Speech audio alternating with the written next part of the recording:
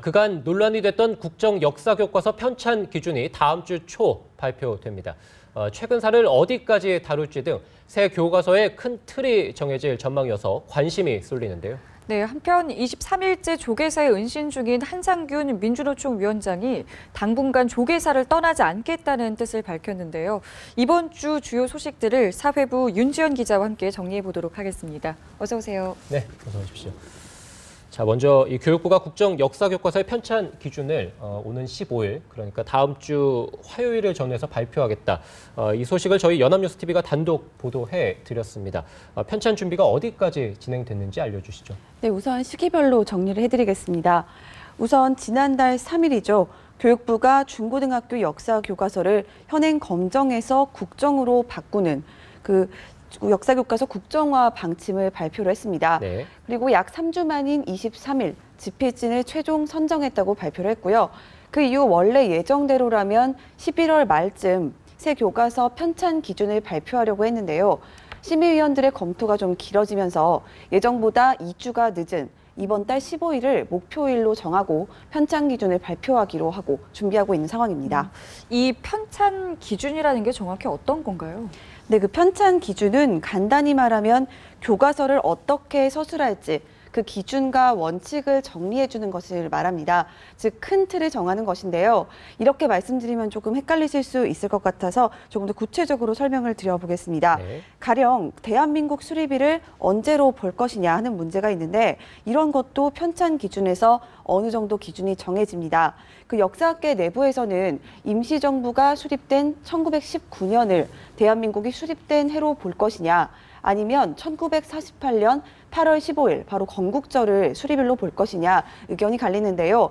이런 중요한 쟁점들이 바로 편찬 기준에서 정해지기 때문에 제대로 된 교과서를 만들려면 사실 이 조만간 발표될 그 편찬 기준이 제대로 정해지는 게 아주 중요합니다. 그래서 국사편찬위원회도 발표가 늦어지는 이유에 대해서 신중하게 검토할 쟁점들이 많다는 것을 이유로 들기도 했고요. 네, 지금 윤 기자가 얘기한 대로 편찬 기준이 제대로 갖춰져야 앞으로 사업이 잘 진행될 것 같은데 일단 심의위원들이 편찬 기준을 검토하고 있다고 하죠. 어떻게 구성되는지 알려주시죠. 네, 교과용 도서 편찬 심의회가 지난주에 구성이 됐습니다. 초빙과 공모를 통해서 역사학자, 그리고 현장 교사와 학부모 등 총 16명으로 구성이 됐습니다. 집필진과 마찬가지로 심의위원들도 개인별 신상은 전혀 공개되지 않았고요. 그 편찬 심의회는 편찬 기준을 시작으로 집필 과정에서도 원고를 직접 검토하고 수정 보완을 요구하는 역할까지 맡게 됩니다. 그 교육부 관계자에 따르면 일단 현재까지는 심의위원들이 공청회를 거친 편찬 기준을 개인별로 검토를 하고 있고요. 조만간 비공개 회의가 소집돼서 그 자리에서 전체 의견을 모을 것이라고 합니다. 그 총의가 모아지는 대로 그 결재를 거치고 또 그 편찬 기준을 발표하고 그 이후로 바로 이제 그 집필진들이 진정이죠. 곧바로 네. 집필에 착수를 하게 네. 됩니다. 다만 심의회가 논의 진행을 얼마나 진척을 보느냐에 따라서 발표일이 하루 이틀 정도는 바뀔 가능성도 있습니다. 하지만 너무 늦어질 경우에 그 책을 쓰는 기간 자체가 줄어들 수 있기 때문에 늦어도 다음 주 안에는 발표를 할 것 같고요. 그 편찬 아까 말씀드린 대로 편찬 기준이 최종 확정되면 이제 바로 그 47명의 집필진이 그 집필에 착수를 하게 됩니다. 지금 이야기를 좀 들어보니까요. 이 편찬 기준이라는 게 정해지고 또 발표가 되고 나면은 또다시 좀 적잖은 논란이 일 수도 있겠네요. 네, 그렇습니다. 사실 국민들 입장에서 가장 그 교과서를 둘러싸고 우려하는 부분이 새 교과서가 현대사를 어떻게 다룰 것인가 하는 점일 텐데요. 논란이 되는 최근 현대사를 어느 시기까지 또 어떤 식으로 다룰지 이번에 개략적으로 또 발표가 됩니다.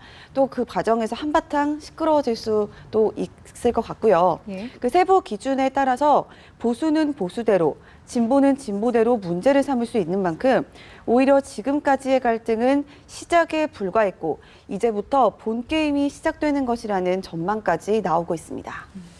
네, 일부 시도교육청에서 이 국정교과서 추진에 맞서서 보조교재를 또 공동 개발하기로 했다는데 아무래도 진보 성향 교육감들이겠죠? 네, 그렇습니다. 그 해당 교육청은 전북과 광주, 충남, 강원 등 4개 교육청인데요.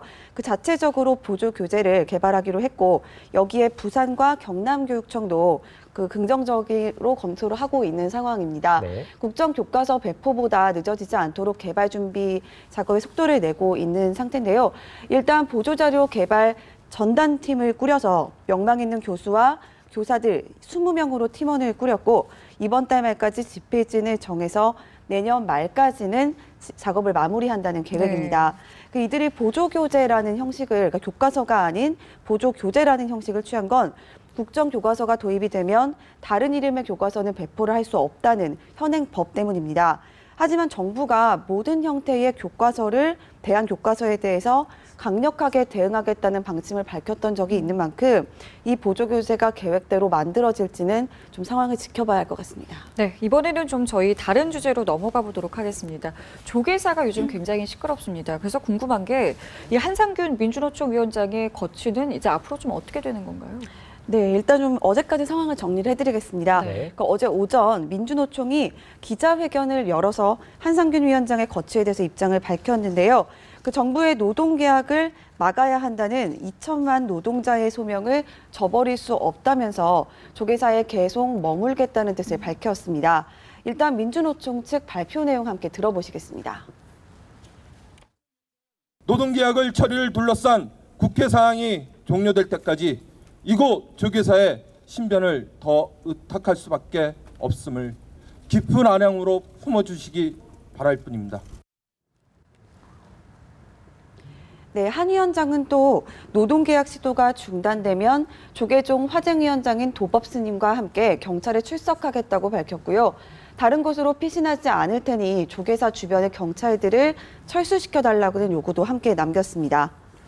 네, 이 한 위원장이 조계사에 머문 지 시일이 꽤 지나지 않았습니까? 과거에 얼마 전이죠. 신도들의 몸싸움까지도 좀 있었는데 아무래도 이번에도 반발이 좀 만만치 않을 것 같습니다. 네, 그렇습니다. 오늘로 벌써 23일째가 된 건데요. 그 한 위원장은 지난 14일 열린 1차 민중 총궐기 집회에 참석한 것을 계기로 경찰이 포위망을 좁혀오자 바로 16일 밤 조계사로 몸을 피했습니다. 당초 한 위원장은 그 지난 주말 열린 2차 민중 총궐기 집회가 큰 충돌 없이 마무리되면 저를 떠나겠다고 말을 했었고 또 조계사 신도회가 제시한 퇴거 시한 바로 6일도 지난 상황이어서 조계사로선 굉장히 난처하다는 입장입니다. 또 무엇보다 한 위원장의 은신이 길어지면 신도회가 아까 말씀하신 대로 신도회가 반발할 가능성이 아주 큽니다. 네. 사실 퇴거 시한이 정해지기에 앞서서 신도회가 한 차례 그 한 위원장의 즉각 퇴거를 요구하면서 민주노총 조합원들과 몸싸움을 벌인 일도 있었습니다. 이후 신도회가 한 발 물러서 퇴거 시한을 정하고 기다려줬지만 한 위원장이 이번에 약속을 지키지 않으면서 불신의 골은 더욱 깊어진 상태입니다. 실제로 어제 민주노총이 회견문을 발표할 때 현장에 있던 신도들이 이제 왜 나가지 않느냐, 약속을 지켜야 하지 않겠느냐라며 격앙된 모습을 보이기도 했습니다. 또 내일부터 11일까지는 조계사 대웅전에서 신도 200여 명이 참가하는 그 대규모 철야 기도회가 잡혀 있습니다. 네. 이 때문에 일부 신도들이 한 위원장을 끌어내려 할 가능성도 완전히 배제할 수는 없는 상태입니다. 그 상황이 이렇게 계속해서 변하다 보니까 조계종 내에서도 상당히 고심이 좀 깊을 것 같아요. 네, 그렇습니다. 그러니까 아직까지 공식 입장을 내놓지는 않았는데요. 지금까지와 마찬가지로 그 화쟁이를 중심으로 문제를 해결할 가능성이 큽니다. 그 화쟁이의 한 관계자는 그래도 한 위원장이 노동계약이 중단되면 도법스님과 함께 경찰에 출두하겠다고 말을 한 데에 대해서 높게 평가를 하는 모습을 보였습니다. 네. 그러면서 정부와 정치권이 하루빨리 어떤 대화의장을 마련하는 게 중요하지 않겠느냐면서 중도적인 입장을 보였는데요. 하지만 좀 속내는 신도회를 상대로 한 약속을 지키지 않은 점 때문에 좀 원망하고 성토하는 분위기도 있습니다. 네. 신도들과 한 위원장 사이에서 조계종의 입장이 좀 난처할 수밖에 없기 때문인데요. 일단 구체적인 입장은 오늘 잠시 뒤인 10시 반부터 열리는 화쟁이 연석회의에서 정리가 돼서 발표될 예정입니다. 네, 이 경찰의 반응도 상당히 궁금합니다. 조계사로 강제 진압할 수도 있을 것으로 보이고 또 설득이라든지 조율을 할 수 있을 것으로도 보이는데 반응 어떻게 보십니까? 네, 원래 이제 2차 민중 총궐기 집회가 끝나면 경찰에 자진 출두할 것이라고 기대했던 경찰은 이제 한 위원장의 검거를 위해서 좀 다양한 방법을 검토를 하고 있는 것으로 알려졌습니다. 강신명 경찰청장은 조계사 경내로 강제 진입하는 방안에 대해서도 그럴 가능성을 배제할 수 없다. 최악의 순간에는 진입해야 한다. 이렇게 말하기도 했는데요. 네. 지금까지는 조계사 주변에서 경계를 강화하고 그 한 위원장이 그 다른 은신처로 도피를 시도하거나 경찰에 출석하기 위해 스스로 조계사 밖을 빠져나오는 것에 대비를 하는 방식이었다면 네. 이제는 이 같은 대응 방식에도 변화가 불가피하다는 뜻으로 해석이 됩니다. 네, 알겠습니다. 윤지연 기자와 이야기 나눠봤습니다. 고맙습니다. 네.